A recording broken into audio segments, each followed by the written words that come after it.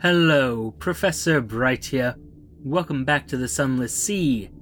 Last episode, we sent an incomparable Aurelian to the Undercrow, and his, master apparently is hosting a parasite/symbiote in his stomach. And hello, Bones. Interesting. I mean, another random event, might as well scavenge them. You don your diving gear, the bones are far from any wreck. They've been gnawed upon, perhaps even digested, then evacuated. All of value that remains are the things they chose to die with.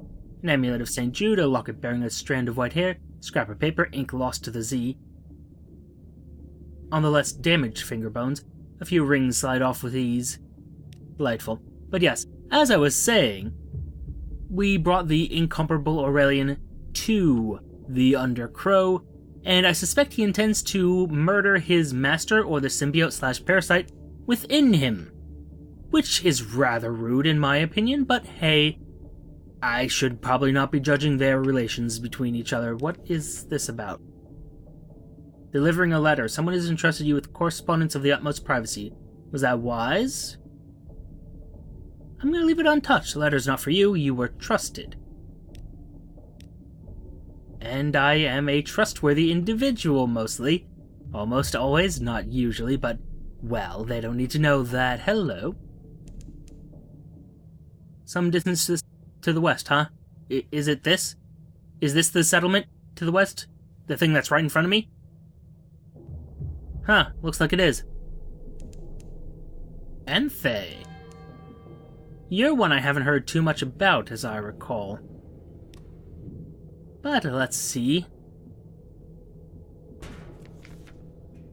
Anthe, they call it the City of Flowers, but the flowers are crystals, spiral matrices grown on the wall of Anthean caves. The inhabitants of Anthe are at least partly crystal too. They call it going sharp, becoming more perfect and clearer and colder. Oh, this is a terrible idea. Bad things are going to happen here. Study the chambers of Anthe. Wander where you can, gain a preliminary understanding of the place. Those who go sharp. The inhabitants of Anthe go sharp, not all at once, but piece by piece they turn to crystal. They sort themselves by sharpness, too. The sharp-handed cluster with others of their kind, ignoring the keen-footed and the brittle-waisted. To progress through Anthe is to take on more and more of these attributes, to enter the deeper chambers restricted by sharp style. Choose which chambers you would most like to discover. The Antheans speak of a woman named Rosina, dying of a curious disease and sequestered among the sharp-spleened. Intriguing. I would visit... Oh. I have to become sharp to find Rosina, because I'm curious about what sort of disease she might have. I mean, we can consider our own condition. Should you go sharp? Or have you already taken on sharpness that you now regret? Learning and rumors. Consult the woman with the cubicle eyes. Learn how to accept the blessings that Anthe offers. To determine what is best for yourself, and whose companionship you seek in the bubble caverns.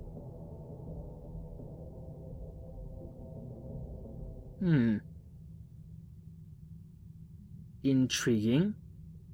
A woman gives advice to new Antheans. Her eyes are cubes of salt.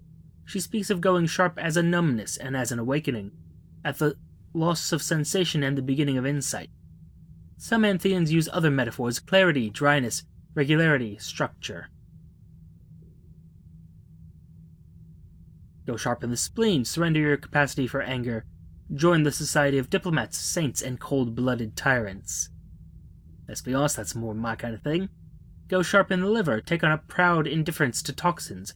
Fraternize with spies, assassins, professional poisoners, and those who need to survive on strange diets.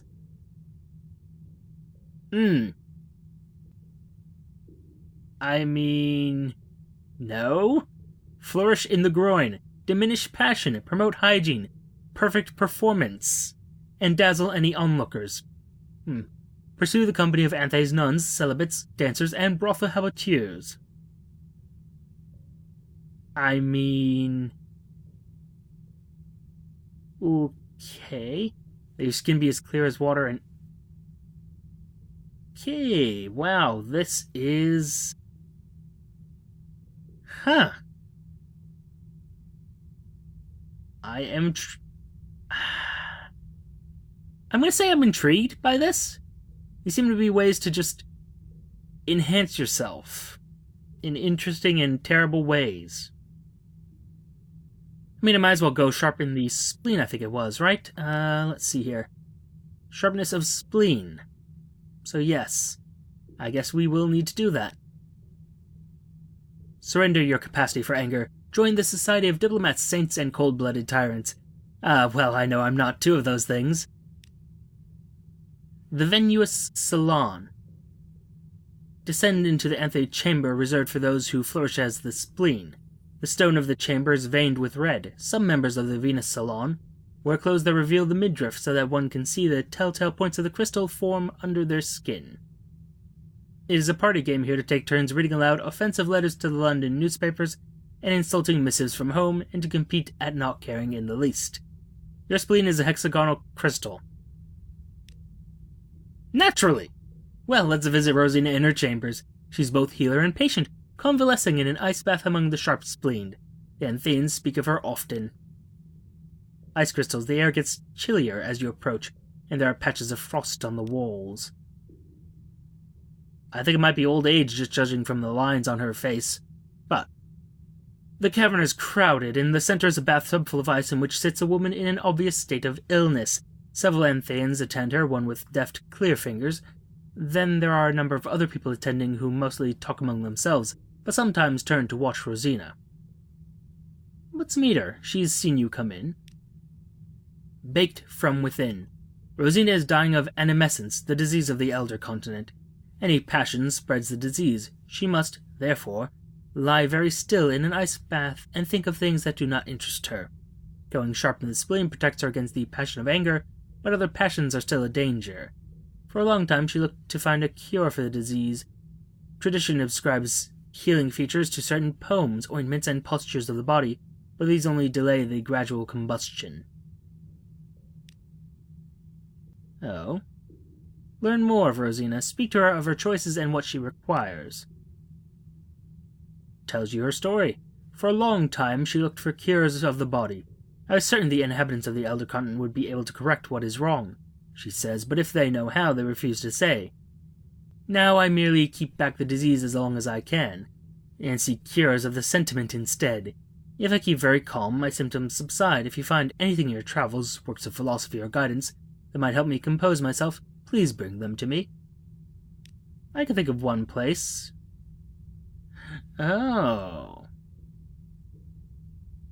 I see. All the drowny stuff from... Okay. Well, let me make sure that's the case. A drowny hymn. Storytelling.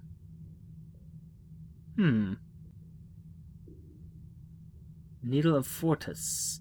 Interesting.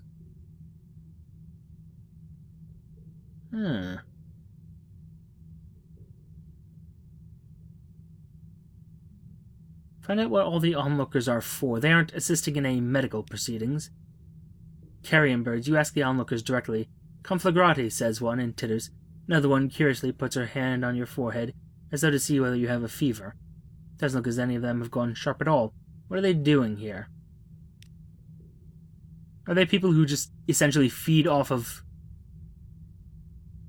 the exploding souls of people? Because that's what animescence is. It's literally your soul lights on fire. I'm going to keep testing this until I get this right. Because there are no negative consequences for this, so I'm doing it. Okay, there we go. You put your question. Rosina glances over the cluster of men and women. Her expression is blank. The emotion that ought to be there has been controlled or wiped away. There are certain idiotic sects, she says. People who want to suffer what I have. They follow me around, hoping to be infected by my conflagration. Oh, neat. Yeah, you're gonna just sit here for a while. Don't worry, I'll come back with stories, probably, maybe, if I remember you. This staircase, the way is steep up cut stone stairs. Sometimes it becomes a ladder rather than a staircase at all. After the first few flights, you can no longer hear the murmur of conversation in the sick room.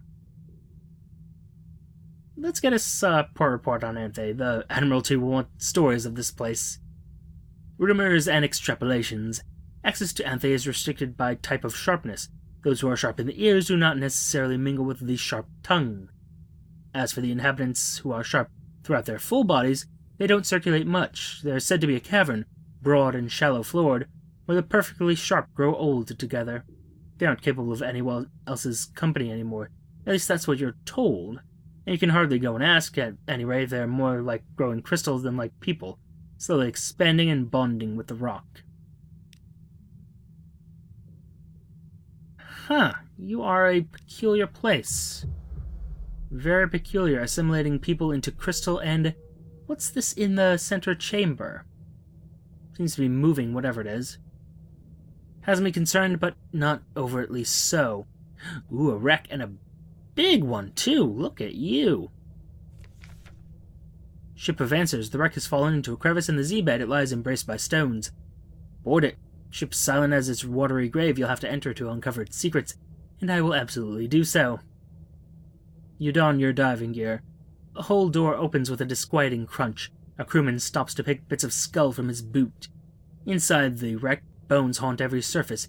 Each bone has been split and hollowed out, so that both inside and out could be inscribed. Delightful. Some of the bones are dated, the first in each skeleton. It appears the crew were chosen for scrivening one at a time. There's something legible on the right ulnar of an otherwise unmarked skeleton. Scrimshander. So, Scrimshander... I'm going to assume just found the wreck, because the alternatives, not that good. Not good at all. For anyone. Something was found. But not by me.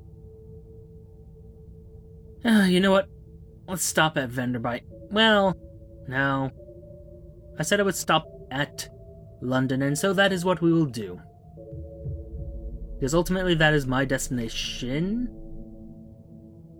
Ah, yes. On that you can have this story here as well, but there it is. Burning blue, a hiss of horror from the lookout. The glim lamp at the front of the ship is sputtering and arcing, fizzing with blue light. Even as you watch, the blue fades, but it's not a good omen.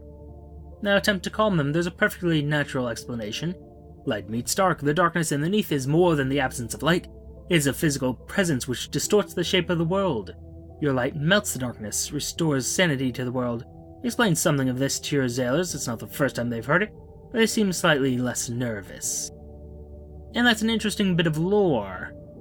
How the light makes things real, and... Hello. You're... Oh, could that... calm them again. Is there actually something to that? But... No, these are the underwater remains of what used to be... Well, Venderbite before Venderbite. Which actually is a good question. The tomb colonists. Were they always considered tomb colonists? Is this current tomb colony built upon an older tomb colony? Like some sort of macabre version of Fallen London, actually, because that's what they do? I don't know. Oh, well, that was a mistake. That was a mistake. I did not want to do that. I mean, it's okay that you did it, but... Shoot. That was silly. Oh well, going back to Low Barnet. Because I don't remember if they actually will accept a story about Anthe or not. And if they will, yay! I get to move my progress in this story forward just a little bit. Nope, not battling anybody. Low Barnet. Now, trade stories. Already found the husband. Ah, delightful. Although, I kinda wanna... see, I kinda wanna give these to the Admiralty to find out what that story is gonna be. But, on the other hand, I can advance my, storytelling progress.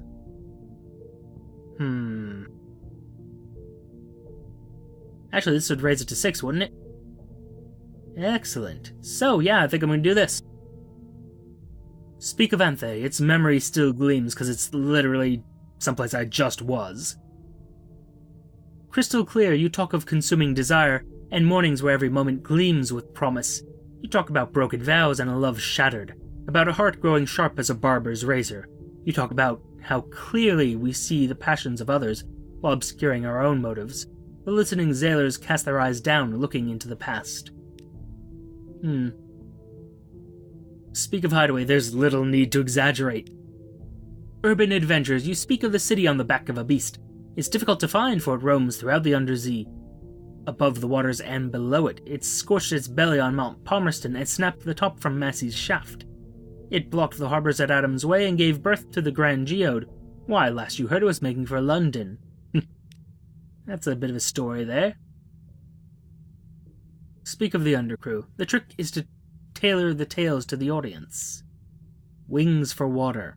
You talk of the gut moths which inhabit every sailor, and provide their nautical instincts. That taste in their throat which heralds a storm front, the ability to digest food even on choppy seas, the welcoming fluttering in the stomach at the sight of a sweetheart on shore. Moths in the gut, growing all the time. Your listeners shift in their seats. One hurries out, clutching his mouth. That's a good one. I like it. I like it. I think that's the maximum I can get from just telling stories here. So, let us participate in another contest of stories.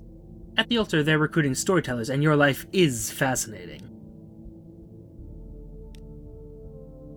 The pews are full, but there's room for another contestant. Could you win the audience with tales of your adventures? Increase your storyteller quality to improve your chances of victory. I will absolutely take advice from the wandering parson. He's been mingling with the congregation. The parson takes you aside. Every day these people hear fables and fabrications. Give them something true. And if you win, he nods towards the bell tower, I'd be very interested in seeing what goes on in there. Oh, you son of a bitch. I see, he says. Okay, so I have to get something from Igel, not... Actually, I know exactly what I need to do that one. I need to get the solitude that I couldn't get because I didn't want to wait in Irem. But, don't care about that right now. The hood I still haven't found. Well, No, still haven't really found... No, I haven't found a Dahut. I'm sorry, the fact that it talks about festivals is kind of throwing me off. I'm thinking Hideaway is Dahut, but it's not. It's like clearly not. But, I don't know. Anyway. Or the Telling a Tale of the Gampole, still haven't found that. Suspect it's by the Shellinate. But, again, not there yet, so nothing I can really do there to finish off that story and possibly bring the parson a tale. If you could transform, please. Obstruction prevents you from surfacing. What obstruction is there? I would dearly like to know. Ah well. Back to London, and we had plenty of fuel. I could have done more exploring and finding things. Bah, I was just being cowardly. Or cautious. You know, playing it safe. Like what a human being should do, if they were clever. Docking. Hi. Oh, the blind bruiser wants to chat, does he? Good evening, Captain, and what a marvelous evening it is, if you don't mind my saying so, and given it is my impression you're an obliging sort, imagine you won't mind at all. And since you're so very obliging, perhaps you wouldn't mind making a little detour via Mount Palmerston, with a few articles of cargo if you happen to be in the area. Cherryman will of course cover your expenses for this trifling inconvenience. I mean, yeah, I got space in the cargo hold, what the heck, why not? If you'd be so kind as to deliver this little gift to our friends in Mount Palmerston, and we will see he gets to hear about it. And when you come back, we'll cover your expenses. Bon voyage, as my aunt, who was French by birth, if not by inclination, used to like to say. Huh. I did find that place already, right? I was pretty sure I had... No, I didn't. This might have been a bad choice. But it's the choice I made. So I'm kind of stuck with it. So I'm going to go explore London real quick. And next episode, we're going to chat with my crew. All of my crew that I can chat with will be chatted with. Such that we can, you know, move forward on a few more stories. But for now, thank you for your time. Note the like, comment, and subscribe buttons below. Use them responsibly. And I shall see you all soon.